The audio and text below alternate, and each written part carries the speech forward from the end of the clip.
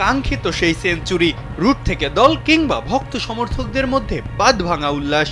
কিন্তু কেন সবশেষ 5 বছরের টেস্টে 23 সেঞ্চুরি করা রুট তো এই মাইলফলকটাকে বানিয়ে ফেলেছেন মুড়ি মুড়কি। তবে এই সেঞ্চুরিটার মাহাত্ম্য অনেক, এর মধ্য দিয়েই কেটেছে দীর্ঘ 12 বছরের অপয়া অভিশাপটা।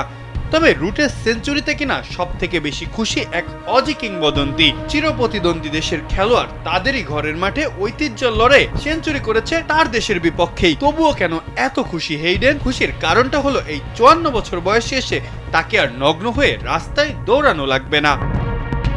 স্যান্ডেলিনা সো, রূপচর্চায় আভিজাত্য।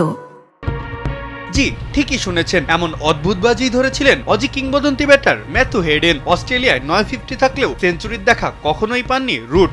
অস্ট্রেলিয়ার মিডিয়াতে ট্রল তো ছিলই। প্রথম টেস্টের 2 ইনিংসে রুট 0 ও 8 রানে ফিরলে চাপে পড়েন হেইডেন, কেননা তিনি বলেছিলেন এই অ্যাশেজ সিরিজেই সেঞ্চুরির দেখা পেতে যাচ্ছেন রুট। অগত্যা বাবার সম্মান বাঁচাতে রুটকে সেঞ্চুরির জন্য অনুরোধ করেছিলেন হেইডেনের মেয়ে নিজেও। রুট যদিও কথা রেখেছেন, চাপের মুহূর্তে ক্রিজে নেমে দক্ষ হাতে ইংল্যান্ডকে স্বল্প রানে গুটিয়ে যাওয়া থেকেও রক্ষা করেছেন। প্রথম দিনে ইংল্যান্ডের খেলা 74 ওভারের মধ্যে রুট একাই ফেস করেছেন প্রায় 34 ওভার। দলীয় 325 রানের মধ্যে রুটের রানই 135। দিন শেষে তিনি আছেন অপরাজিত।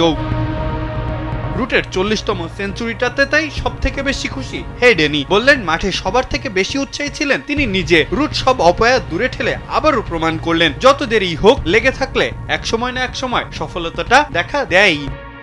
মাহফুজ আহমেদ, কালবেলা।